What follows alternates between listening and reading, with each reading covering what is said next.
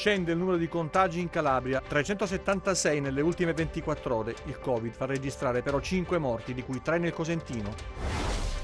Basta con il commissariamento, i sindaci della Calabria saranno a Roma il 19 novembre per testimoniare il disagio che si vive in Calabria sul fronte della sanità. Mentre il Premier contatta Gino Strada, il nuovo commissario della sanità Zuccatelli arriva in Calabria e prende possesso sul nuovo ufficio tra le proteste dei cittadini. Sit-in permanente in difesa del diritto alla salute e del lavoro. Commercianti autonomi riuniti in comitato a Castrovillari si dicono stanchi dello stato delle cose. Centri Covid e sanità territoriale.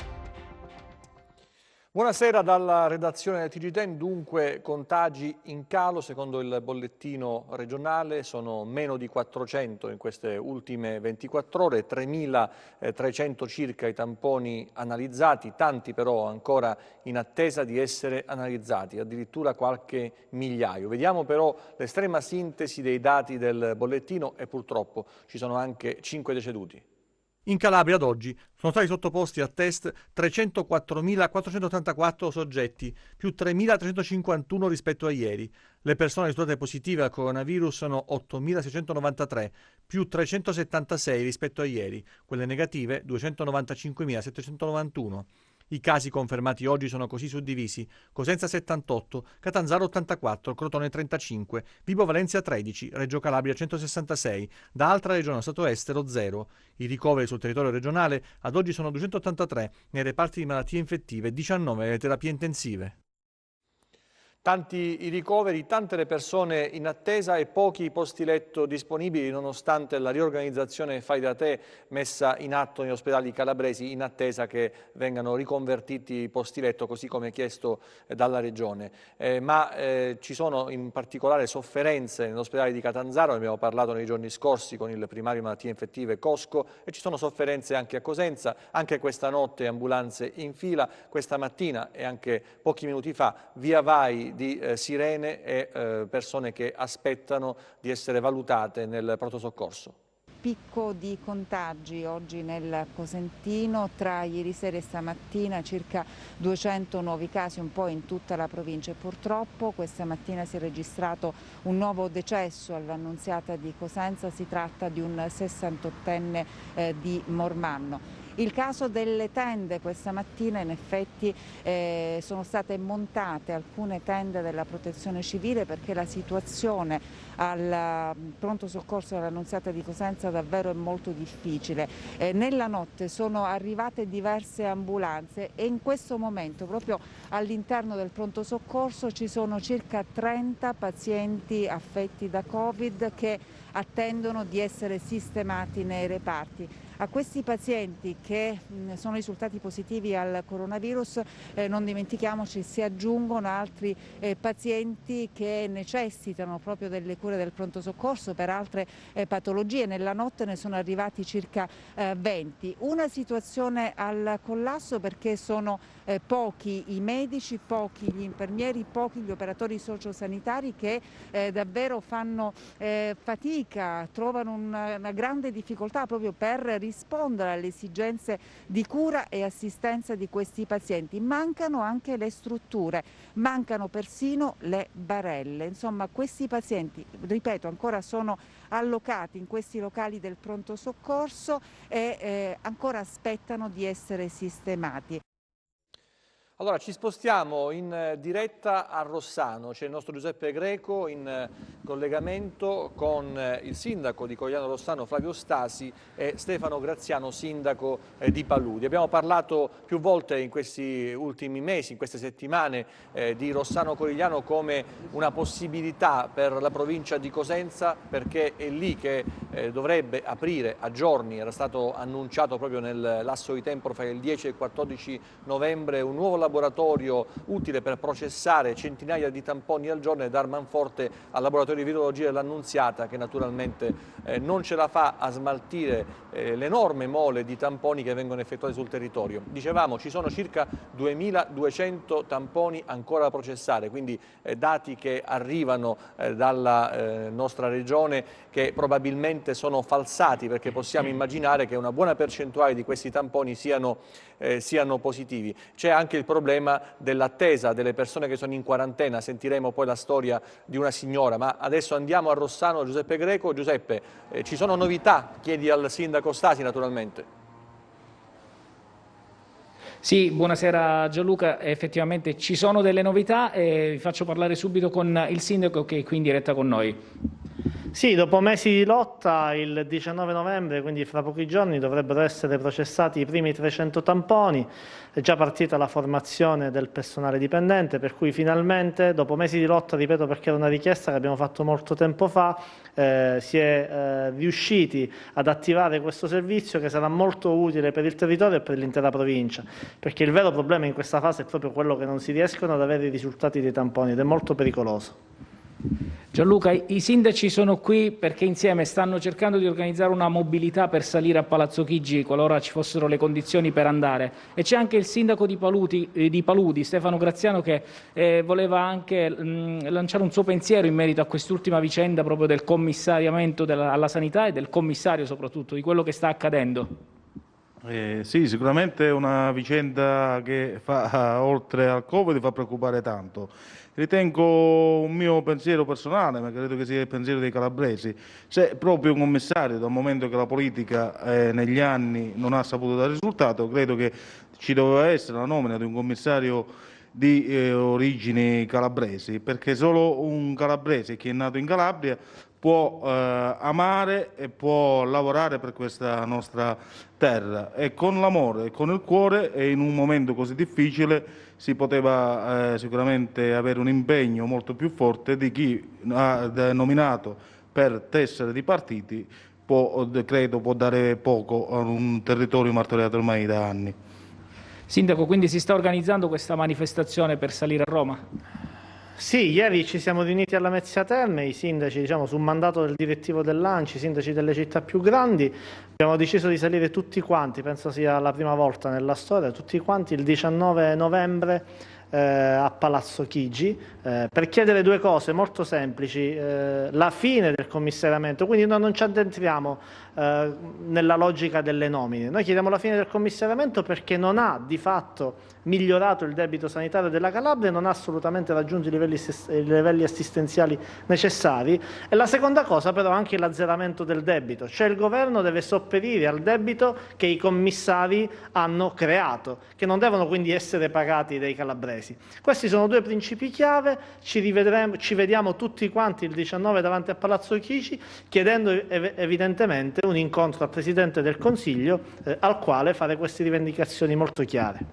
Se dallo studio non ci sono altre domande, io restituisco la linea. Giuseppe, allora, intanto il 19 a questo punto è una data importante su due fronti. Prima perché c'è la manifestazione e soprattutto quello che aspettiamo noi, anche il laboratorio per la processazione dei tamponi. Al sindaco Stasi, non bisogna cantare vittoria per quanto riguarda il Covid, però mi sembra che lo Ionio si stia comportando abbastanza bene, nel senso che evidentemente c'è stato un rispetto delle regole che ha portato a non avere dei focolai di grande entità. Sappiamo tramite anche l'ASP e il dirigente Martino Rizzo che le problematiche sono state relative soprattutto a casi di rientro.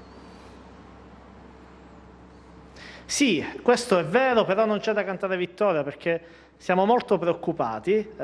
Sicuramente questo laboratorio ci darà delle notizie in più, però abbiamo l'impressione che la battaglia sarà ancora lunga e l'assenza di posti, l'assenza di resilienza da parte delle nostre strutture sanitarie ci preoccupa molto. Se posso approfittare, ci preoccupa molto anche un'altra cosa, io l'ho appena scritto in una nota e voglio approfittare del vostro TG.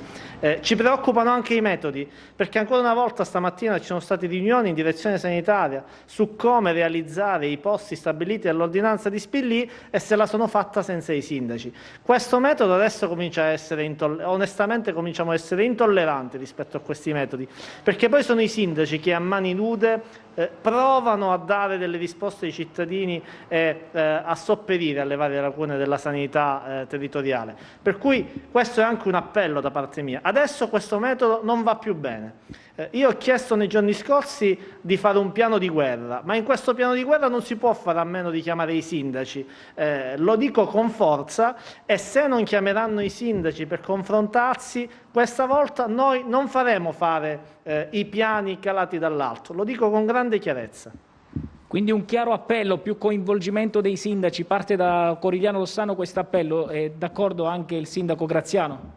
Sì, sicuramente è così, perché nella prima ondata ci siamo trovati da sindaci, chi dalle grandi realtà, anche io come sindaco di un piccolo comune, a lavorare a mani nude, quindi perché le persone si rivolgono al sindaco, che è la speranza di questi nostri concittadini. Quindi ritengo, come il collega Flavio abbiamo detto, che in queste decisioni, soprattutto in un piano, in una guerra contro un nemico invisibile, devono essere coinvolte le persone che poi hanno diretto contatto con i cittadini. Grazie Giuseppe, grazie al Gianluca, se Stasi ci sono altre domande, altrimenti... Ne avremmo tante, ma sì. il tempo a nostra disposizione è scaduto e quindi andiamo avanti con il nostro TG.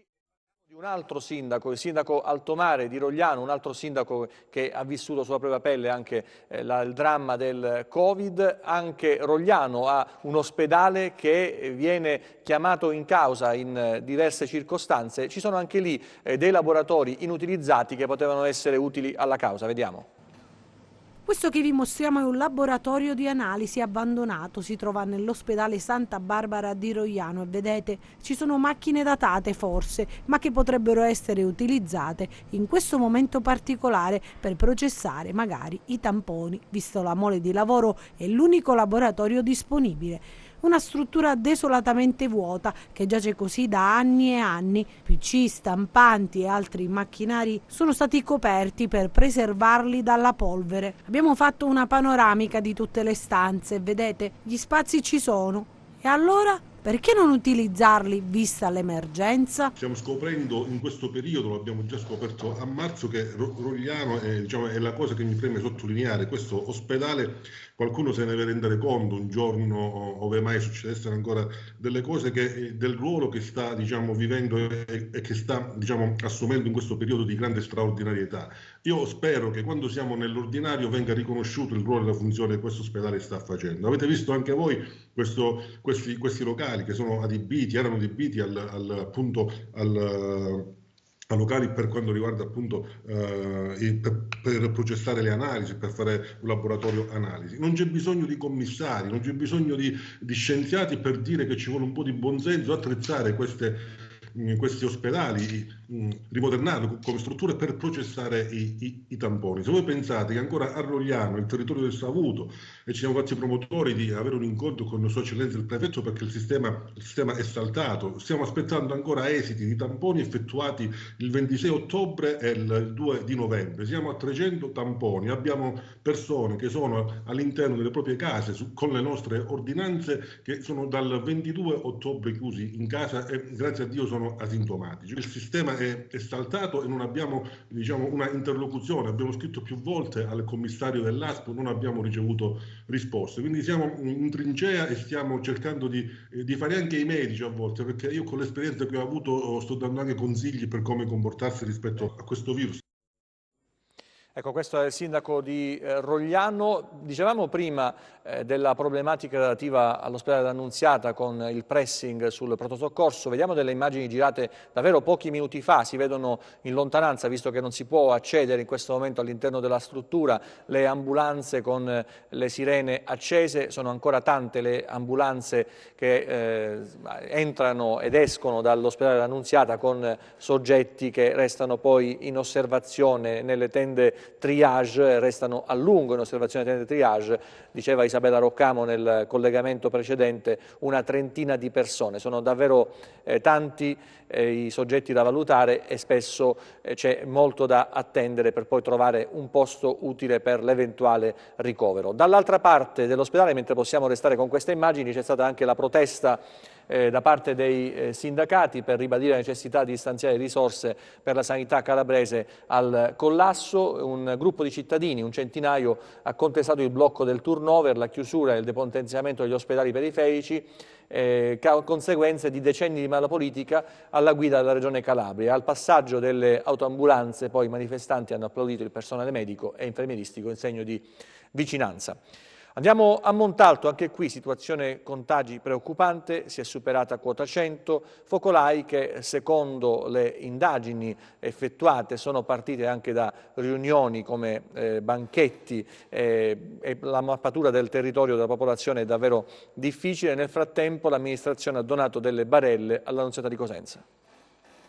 A Montalto è vero lockdown, negozi chiusi e nessun cittadino per strada. Nell'ultimo periodo si è registrato un incremento dei contagi da Covid-19, circa un centinaio le persone risultate positive, ma il dato è destinato a crescere. Sulla carta con 101 contagiati, di cui 5 in ricovero, quindi sul territorio ne abbiamo 96.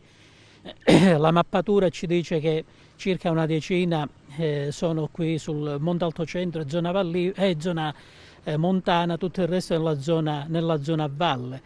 Stiamo cercando di capire, sicuramente sono numeri che sono destinati a crescere purtroppo.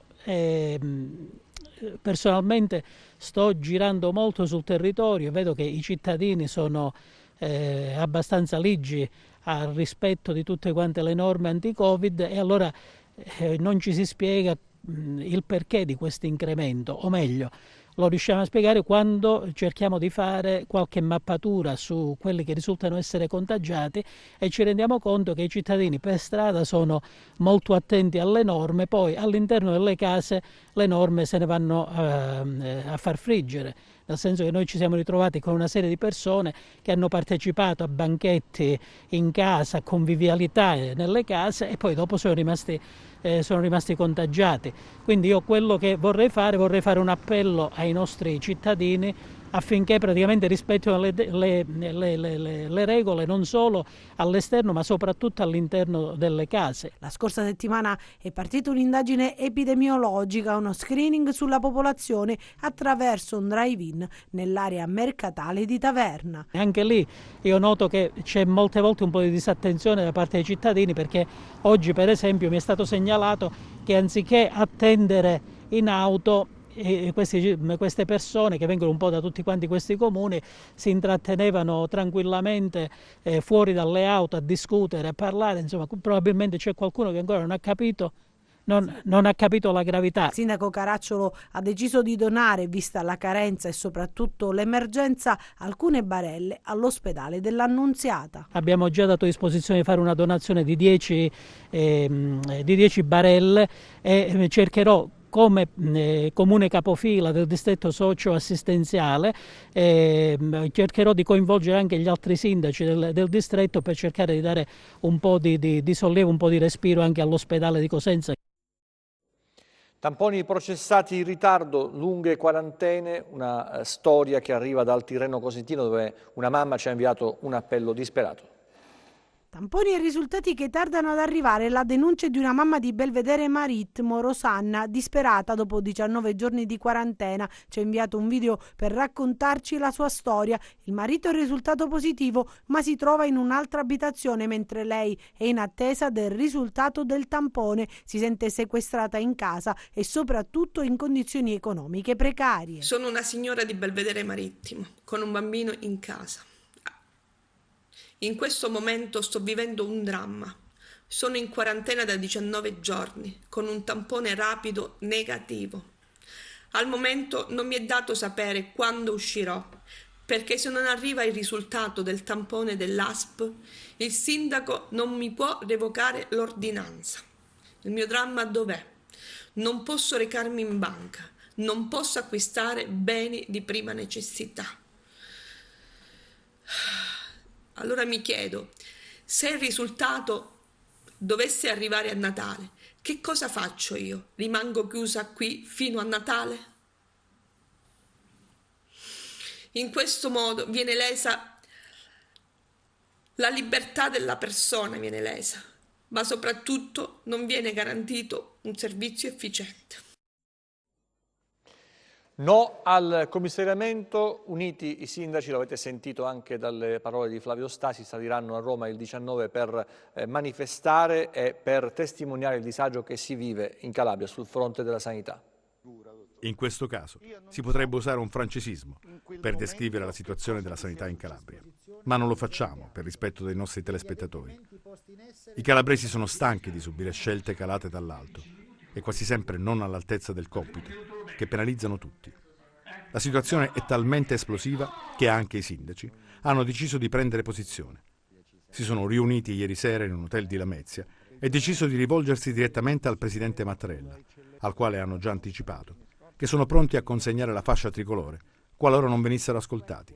Detto, fatto. Si ritroveranno il 19 novembre a Roma alle ore 12. Non vogliamo più commissariamenti, però vogliamo farlo nel momento in cui questa battaglia ci sarà un governo regionale autorevole, con un presidente autorevole, e soprattutto abbiamo posto l'accento sul fatto che per ritornare la sanità nelle mani della regione, quindi gestita direttamente dai calabresi, comunque bisogna ripianare tutti i debiti che sono stati fatti in questi anni. Basta con i commissariamenti poi in fondo provocano disastri e lasciano macerie, nessuno più del sindaco di Lamezia Terme in questo momento lo può dire. Noi abbiamo pensato come sindaci di fare una proposta diversa, cioè di azzerare questo commissariamento ma anche di fare una protesta, quindi andremo a Roma tutti a chiedere anche che questo decreto venga cancellato. Abbiamo deciso di tenere un fronte unico perché queste problematiche riguardano tutti e 400 i comuni calabresi e stiamo organizzando un'iniziativa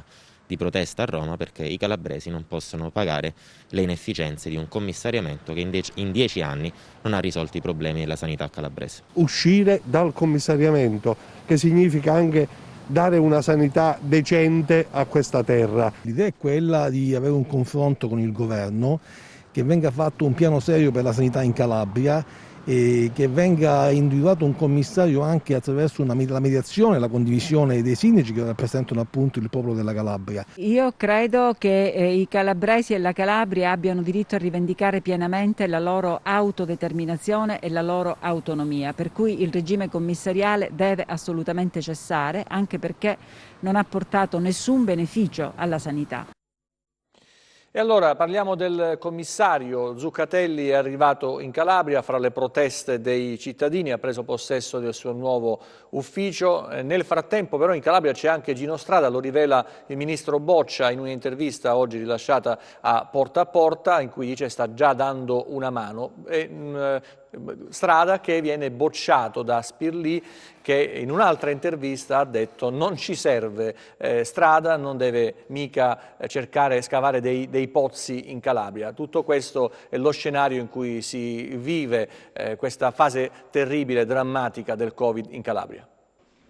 Ecco l'arrivo di Zuccatelli alla stazione di Lamezia Terme, il commissario della sanità calabrese scelto dal governo dopo la surreale vicenda del suo predecessore Cotticelli, dribbla i giornalisti. Certo, probabilmente c'è imbarazzo per il manager per la gaffa sulle mascherine e allora cammina a passo svelto, trincerandosi nel silenzio. Zuccatelli, dopo aver trascorso il periodo di quarantena con la famiglia nella sua città di origine, Cesena, perché positiva al Covid, guarito dal virus, torna in Calabria con il compito di prendere in mano le redini della sanità calabrese. I giornalisti lo incalzano con le domande, ma lui a passo svelto si dirige verso il taxi che lo aspetta. Il suo arrivo in terra calabra è stato preceduto da molte polemiche a causa di alcune frasi che sminuivano il contagio, pronunciate dal neocommissario solo a maggio, in piena pandemia, tanto che alcuni parlamentari grillini hanno preso le distanze dalla nomina proponendo il nome di Gino Strada, e nel pomeriggio di ieri il premier Conte ha sentito telefonicamente il fondatore di Emergency. L'idea del governo sarebbe quella di affiancare il contestato Zuccatelli proprio con Strada, al quale affidare il compito di organizzare i reparti Covid e gli ospedali da campo per far fronte alla pandemia. Ma al momento è solo un'ipotesi e al comando rimane Zuccatelli, che l'incarico non ha nessuna intenzione di lasciarlo. Intanto il nuovo decreto Calabria è stato pubblicato in Gazzetta Ufficiale. La sanità calabrese rimane affidata alla struttura commissariale. Il commissario ad acta però reggerà l'urto delle polemiche. Il governo fino a che punto riuscirà a tenere fede alla scelta che ha fatto, sapendo che la Calabria è stanca delle scelte compiute senza nessun coinvolgimento dei calabresi? Zuccatelli è dunque un commissario a tempo? E chiudiamo l'ampia pagina della sanità con la protesta di un comitato sorto a Castrovillari. Nei pressi dell'ospedale di Castrovillari sit-in di protesta statico permanente in difesa del diritto alla salute e al lavoro. Siamo dimenticati dallo Stato che comunque prende le tasse da noi ma non ci dà nulla in cambio. Noi vogliamo che la Calabria non sia più commissariata perché subiamo 10 anni di vessazioni e siamo stanchi della cattiva sanità. Il presidio voluto dai commercianti autonomi castrovillaresi è nato all'indomani delle limitazioni dei vari DPCM che li ha indotti a costituirsi in un comitato allargato in questi giorni a tutte le altre categorie commerciali presenti sul territorio, comitato pronto a diventare il controllore di un sistema malato. Gli interventi vanno fatti immediatamente e vanno fatti immediatamente perché non possiamo più perdere tempo. Ma potete immaginare che per 2 giorni la provincia di Cosenza non aveva più tamponi da fare perché li aveva terminati? La vera sintesi è quella di garantire il diritto alla salute ai cittadini, come lo si fa in Calabria attivando i centri Covid, attivando gli hotel Covid, attivando soprattutto la sanità territoriale. Non deve più accadere quello che è accaduto questa mattina a Morano. Un paziente positivo dimesso 2 giorni fa dall'ospedale di Cosenza è stato prelevato dopo enorme sollecitazione da parte da parte del Dipartimento di Prevenzione e di tutte le istituzioni. Dal 118 è riportato a Cosenza perché è in fin di vita. Questo non deve accadere. Il comitato non si vuole sostituire alla politica né ai commissari, ma vuole dare voce al malcontento dei cittadini e rivendicare il diritto alla salute fino ad ora negato ai calabresi, portando alla ribalta nazionale una situazione di inferiorità rispetto ad altri cittadini italiani dovuta alla impossibilità di essere curati. Noi abbiamo un sistema sanitario del tutto inadeguato ed è inadeguato per le scelte e le gestioni che si sono in questi anni succeduti. Scuole chiuse alla Lamezia Terme da domani fino al 28 e a Catanzaro chiusi anche asili pubblici e privati. Si moltiplicano le decisioni in questo senso per quanto riguarda la chiusura delle scuole, alcune su richiesta delle ASP. Dicevamo che abbiamo chiuso la pagina della sanità, andiamo alla cronaca adesso. Un lavoro certosino durato 3 anni, ma alla fine il risultato è giunto. In Romania la polizia di quello Stato ha arrestato Cornel Barnat, 29 anni.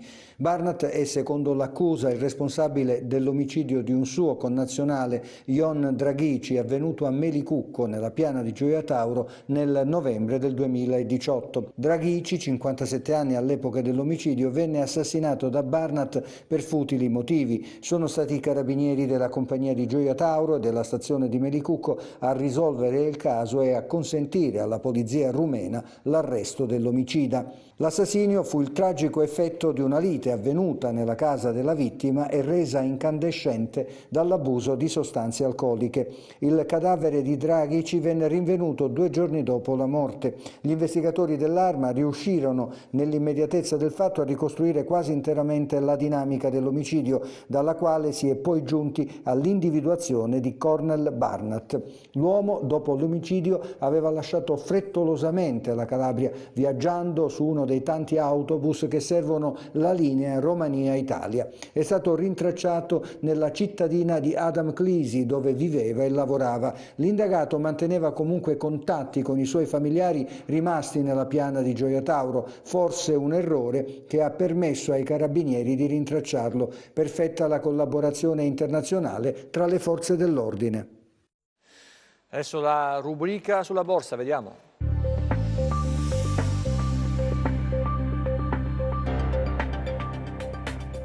Discreti guadagni per le borse europee in linea con l'andamento positivo di Wall Street. In Europa la Commissione UE ha approvato oggi l'accordo per acquistare 200 milioni di dosi di vaccino per il Covid-19 con un'opzione per ulteriori 100 milioni di dosi una volta che il farmaco sia risultato sicuro ed efficace. Tuttavia l'entusiasmo degli ultimi giorni è stato parzialmente ridimensionato in scia ad alcune considerazioni sulle tempistiche richieste per la diffusione di massa e su alcuni aspetti logistici riguardanti riguardanti la distribuzione. Intanto anche Moderna Inc. è pronta a lanciare 20 milioni di dosi del proprio vaccino entro fine anno. Nel primo pomeriggio il presidente della BCE, Christine Lagarde, ha aperto il forum della Banca Centrale con un discorso in cui ha sottolineato come il coronavirus abbia prodotto una recessione molto insolida ed è probabile che dia origine ad una ripresa altrettanto instabile, legata soprattutto al vaccino. L'Eurotower ribadisce il proprio impegno a sostenere l'economia anche nella seconda ondata, continuando ad utilizzare principalmente il PEP e i TLTRO come strumenti per combattere la crisi. Così a Milano il FTSE MIB chiude il rialzo dello 0,7%, in linea con il DAX di Francoforte a più 0,4%, il CAC 40 di Parigi a più 0,5%, l'Ibex 35 di Madrid a più 1,1% e il FTSE 100 di Londra in vetta all'Europa a più 1,4%. Oltreoceano a New York avanzano il Dow Jones a più 0,2%, l'S&P 500 a più 0,8% e il Nasdaq a più 1,6%. Intanto sul Forex l'euro-dollaro scivola a 1,176, mentre il cambio tra il biglietto verde e lo yen risale leggermente a 105,6. Tra le materie prime ben intonate le quotazioni del greggio, con il Brent a più 1,5% a 44,3 dollari e il VTI a più 1,7% a 42,1 dollari. Nel comparto del reddito fisso lo spread BTP Bund è in lieve calo a 124 punti base, con il rendimento del decennale italiano allo 0,73%.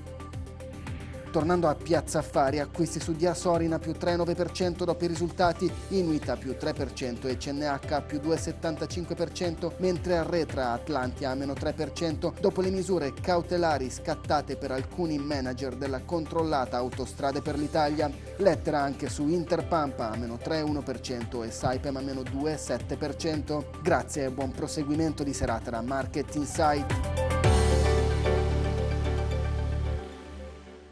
Vediamo adesso il meteo per le prossime ore.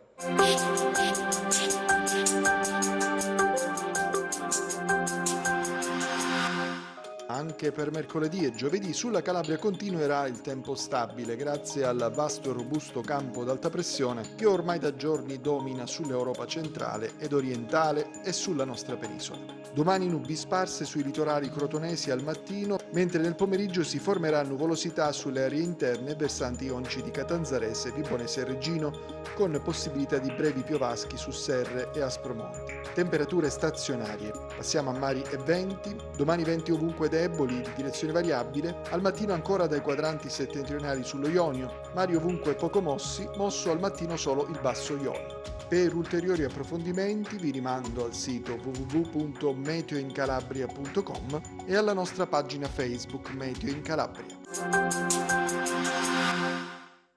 TG che finisce qui, ci vediamo nelle prossime edizioni, grazie per la vostra attenzione, arrivederci e ancora una buona serata.